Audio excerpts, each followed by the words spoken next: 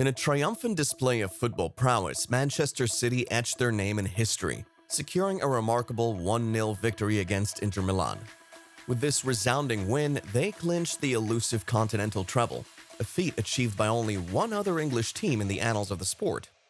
This extraordinary accomplishment stands as a testament to their relentless pursuit of excellence, guided by exceptional coaching, breathtaking gameplay, and, undeniably, a formidable financial foundation.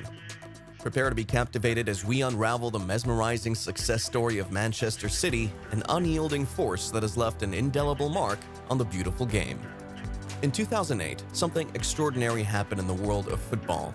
Manchester City underwent a major transformation when Sheikh Mansour bin Zayed Al Nahyan's Abu Dhabi United Group, or ADUG, took over the club. This momentous event changed not only City, but also the English game forever. Prior to this, City had struggled for years, moving between divisions with a series of promotions and relegations. However, in 2007, there was a glimmer of hope when former Thai Prime Minister Thaksin Shinawatra acquired a 75% stake in the club for 81.6 million sterling. He appointed former England manager Sven-Göran Eriksson as the team's manager. Shinawatra, though controversial due to corruption charges in Thailand, brought optimism to the club. Under Eriksson's guidance, City embarked on a spending spree, signing relatively unknown players from Europe for around 60 million sterling. This season marked a significant improvement compared to the dull style of play under previous manager Stuart Pearce. City played an attractive brand of football, with players like Elano, Michael Johnson, and Giovanni showcasing their brilliance on the field. They even found themselves in the top four at the beginning of the year. However, the season ended on a sour note as they slipped to 9th place and suffered a humiliating 8-1 defeat against Middlesbrough on the final day. As a result, Eriksson was sacked. A year later, the club experienced a true turning point. Shinawatra's assets were frozen, prompting then Chief Executive Gary Cook to search for new investment worldwide. His efforts paid off when ADUG took control of the club, instantly making City the wealthiest team in the world. They were determined to transform the club into a winning force, exceeding everyone's expectations. ADUG fulfilled almost all of their promises, revolutionizing every aspect of the club with remarkable speed while staying true to its community values. When they inherited the team, it was managed by Mark Hughes, whom Shinawatra had appointed after Eriksson's dismissal. Hughes, having impressed with Wales and Blackburn, was seen as the right person to lead City into the future. Unfortunately, Hughes proved to be a disappointing manager when given a significant amount of money to spend on transfers. Despite having vast resources at his disposal, he made several high-profile mistakes and failed to achieve the progress expected by City's owners during his 18-month tenure. Hughes spent an astonishing 270 million sterling on transfers. However, City finished 10th in his first full season, one place lower than Eriksson had achieved with a much tighter budget. He was eventually sacked in his second season, with City sitting in 6th place after a string of poor results. The club's statement at the time made it clear that Hughes' performance fell well short of all the agreed targets. His record was undeniably poor, with a win ratio of only 47%. It's worth noting that some of his successful signings, such as Vincent Kompany and Pablo Zabaleta, were played out of position under his management and only flourished after his departure. Although some fans were upset by his dismissal, they now realize that their desire for stability in the dugout after years of instability was driving their unrest rather than rational thinking. Considering the talented squad that Hughes had assembled, including players like Carlos Tevez, Emmanuel Adebayor, Kolo Toure, and Julian Lescott, the team should have performed much better. However, City appeared disorganized and lacked direction. The club's owners had been patient with a manager who wasn't their choice, but it became clear that a change was necessary. Most clubs would have cut their losses at the end of Hughes' first season. Replacing Hughes, Roberto Mancini took charge and ushered in one of the most thrilling and successful periods in the club's history. The Italian manager quickly strengthened City's defense, which had been conceding goals at an alarming rate under Hughes. Within a few weeks, Mancini had transformed the team, making them more solid and difficult to defeat. They finished in 5th place, slightly higher than when he arrived, but the transformation was evident to those closely following City. The team was on its way to becoming successful, with a winning mentality instilled by Mancini. Their progress continued in the following season. City made notable signings like Yaya Toure, David Silva, Jerome Boateng, James Milner, and Alexander Kolarov. They achieved a significant milestone by qualifying for the Champions League for the first time and also won the FA Cup. ending their 35-year drought for a major trophy. Mancini had vowed to take that banner down, referring to a mocking sign displayed by Manchester United fans at Old Trafford, highlighting City's prolonged trophyless period. True to his word, City defeated United in the semi-final at Wembley, with Yaya Toure scoring the decisive goal. That day marked a turning point, even for the most skeptical City fans, as they began to believe that Mansour's investment had truly transformed the club's culture. A few weeks later, City triumphed over Stoke City in the final, with Yaya Toure once again emerging as the match winner.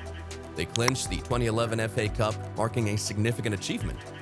Mancini had done the groundwork, eradicating the defeatist mindset that had haunted the club for years. The fans, players, and staff suddenly felt a different energy and optimism. City was poised for years of success. With the squad fine-tuned and new signings like Sergio Aguero, Samir Nasri, and Gael Clichy in place, City began the following season on a strong note.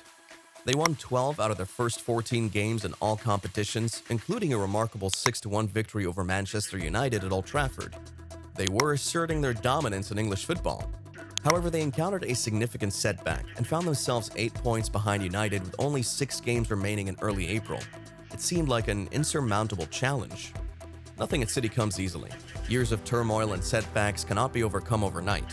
Their impressive performance in the first half of the season had suggested a comfortable title win, but they needed something extraordinary to catch up with United. And something extraordinary did happen. City won their final 6 matches, including a crucial 1-0 victory over United. They finished level on points but claimed the title on goal difference, ending their 44-year wait for the championship.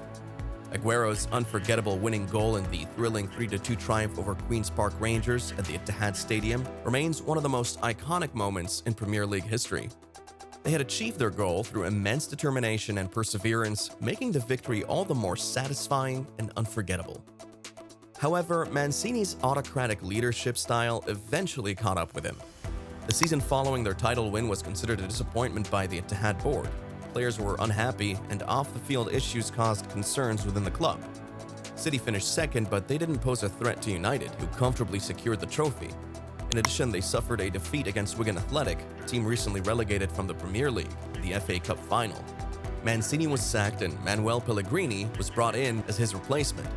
Pellegrini, known for his calm and excellent man management skills, provided the stability the club needed after the turbulent Mancini era. Pellegrini's first season was a tremendous success, arguably the best in the club's history.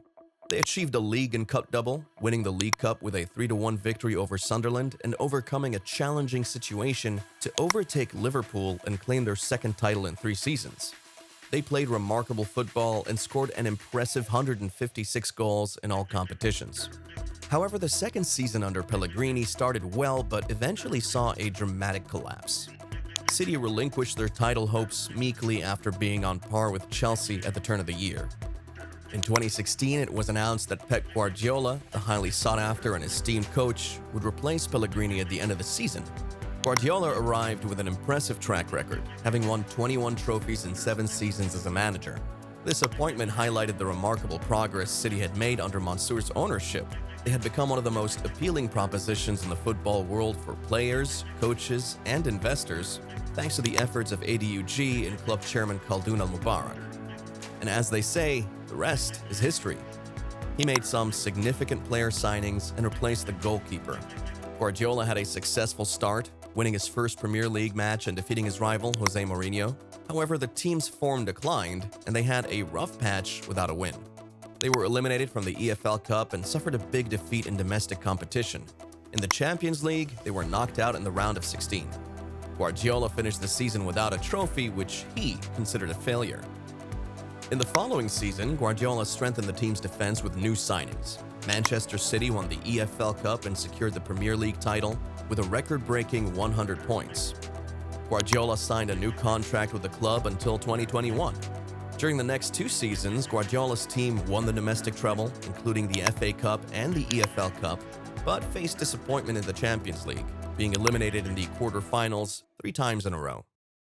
Ahead of the 2020-21 season, Guardiola strengthened Manchester City's defense by signing Ruben Dias from Benfica and Nathan Ake from Bournemouth. He also added Ferran Torres from Valencia to the attacking lineup. City's defense significantly improved, conceding just 1 goal in 12 matches with Diaz and John Stones as the center-back partnership. Guardiola extended his contract until 2023 and achieved his 500th win as a manager. City broke the record for the longest winning run in English top-flight football history with 15 consecutive victories. Guardiola won his 3rd Premier League title and 4th successive EFL Cup. Although City lost the Champions League final, it marked a positive change for the club. In 2021, Guardiola signed Jack Grealish for a British record fee. He became Manchester City's most successful manager in history and won the Premier League again in 2022. Before the 2022-23 season, Guardiola made several new signings. Manchester City won their 3rd consecutive Premier League title, making it their 5th under Guardiola. But then, they won the FA Cup against Manchester United and the Champions League against Inter, thus completing the treble. The 2nd team in England to complete it after Manchester United, making the dream a reality, and finally, joining the ranks of top clubs. What are your thoughts on Manchester City? Let us know in the comments below.